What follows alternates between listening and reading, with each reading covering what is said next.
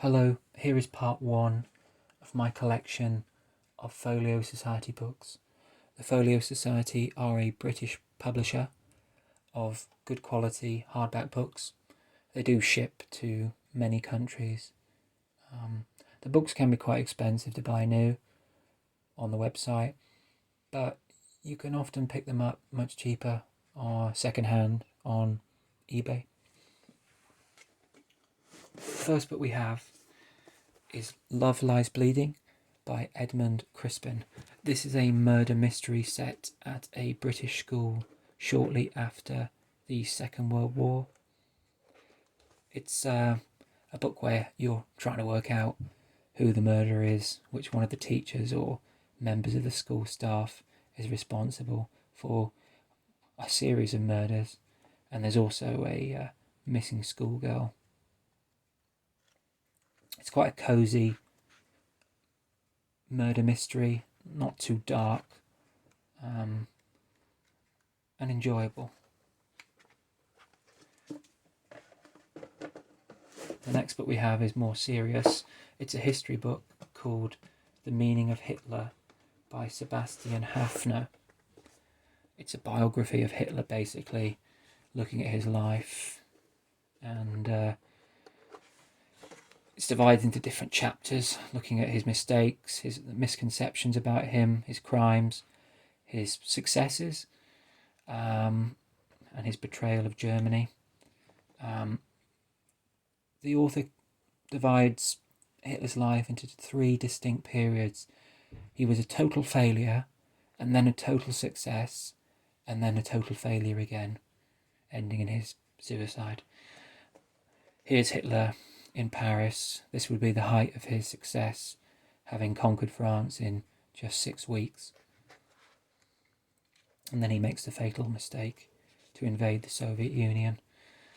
The book contains quite a few photographs that I can show you of taken at different stages of Hitler's life here. It's a good overview from a German perspective of Hitler.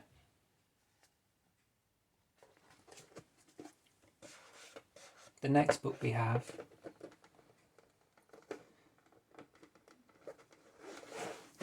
is a pirate story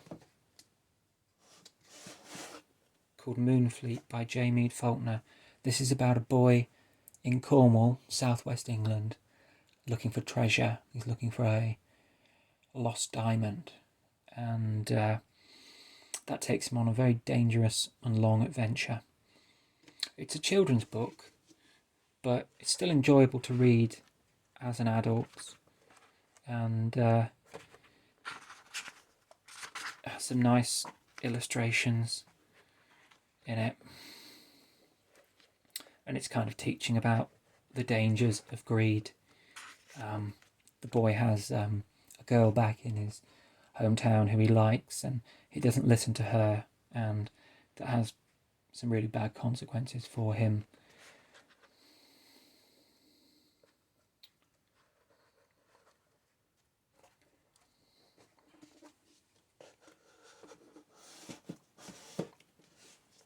The next book we have is The Postman Always Rings Twice by James M. Cain. This is a crime novel, very short book. It's about, it's set in California, and it's about a drifter who turns up at a diner. He's immediately attracted to the young wife of the owner, and she's attracted to him, and they commence on this dangerous, steamy affair. The book was very controversial when it came out in the 1930s for its violence and sex. The plot moves along very quickly, and it's kind of a classic, really, of that crime genre. The next book we have is also a crime book, The Maltese Falcon by Dashiell Hammett. This is really a book. It's a detective story set in San Francisco. I'll show you the cover art there on the slipcase. It's about a detective, Sam Spade, who is kind of tasked with locating the Maltese Falcon, which is a very expensive artifact, and different people are trying to get their hands on it, and they're prepared to kill to get their hands on this very valuable item.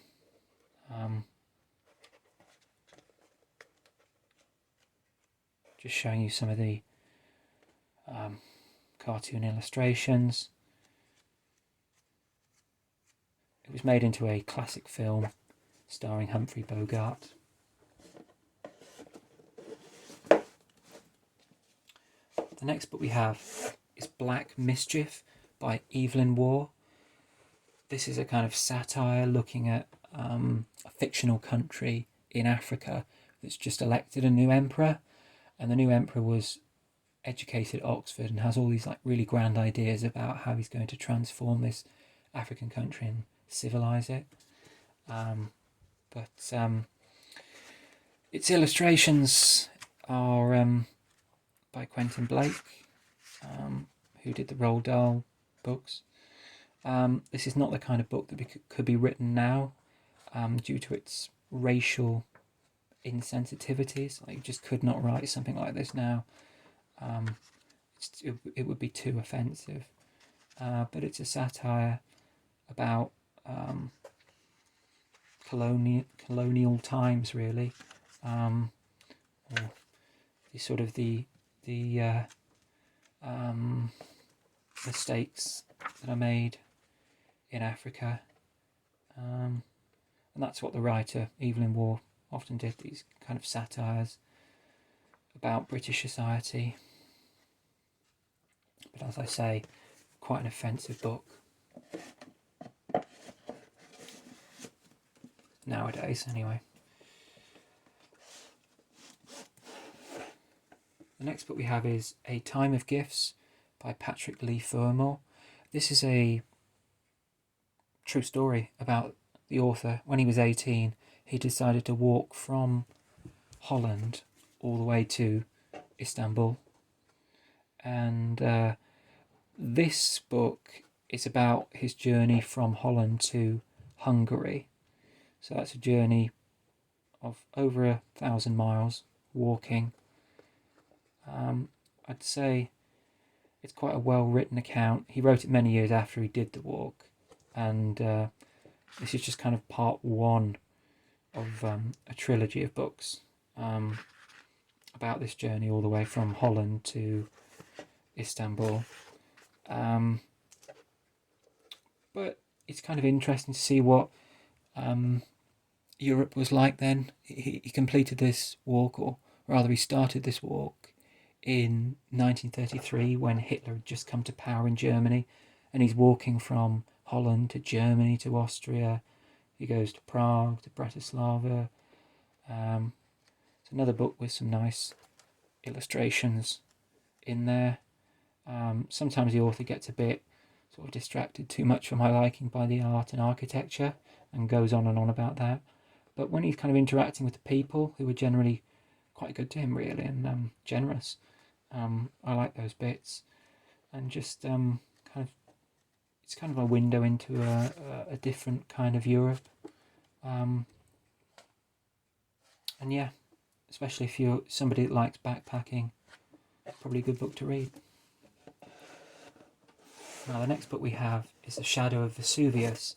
This is about Mount Vesuvius and its eruption in 79 AD, and it's also about the subsequent eruptions, because maybe people don't know that there were many eruptions. Here's one in 1779, but the most famous is the one in Roman times. But until like the 1940s, it was common for Vesuvius to erupt and to damage the nearby towns and cities, and kill lots of people. This is a short book with loads of illustrations. It's about really not just that 79 AD eruption, but the rediscovery of Pompeii. It was kind of forgotten about after it got buried for 1500 years and then slowly rediscovered by archaeologists. The archaeologists didn't really do a good job at the start. They weren't very professional. Their excavations were not